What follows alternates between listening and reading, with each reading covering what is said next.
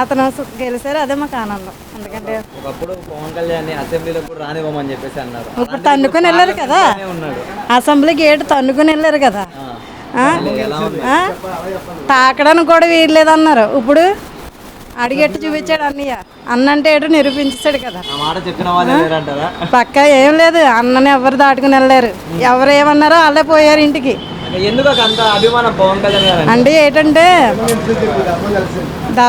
మనకి ఏడు కావాలమ్మా, న్యాయం ఎప్పటికన్నా పోతుంది, న్యాయమే గెలుతుంది.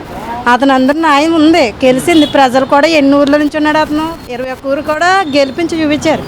1 ఊరు 2 ఊర్లు అన్న అన్ని ఊర్లో గెలిపారు, గెలిపించి చూపించారు. పక్క అనుకున్నాం, అనుకునే పందాలు కట్టి వాళ్ళు కూడా కట్టారు. పక్క అనుకున్నాం గెలుతారని. అన్న నోటంటే వచ్చింది కదా, 21 నోట అన్న నోటంటే వచ్చింది. 21 ఊరు కూడా ప్రజలు నన్ను ఏ ఊర్లో ఓడిపోయారో ఆ ఊర్లో గెలిపించి చూపించారు. పిఠాపురం ప్రజలు గాజువాకలో భీమవరం వదిలేసుకున్నారు. పక్క పిఠాపురం వాళ్ళు కూడా వాళ్ళు కూడా వేసారు. ఏ ఊరు వద్దనుకుందో ఆ ఊరు కావాలనుకుంది.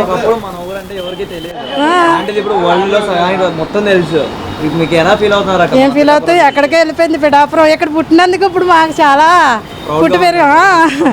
పిఠాపురం దత్తాతి అమ్మవారు పీట మీద ప్లేస్లో పుట్టినందుకు ఇవాళ మాకు చాలా ఆనందంగా ఉంది.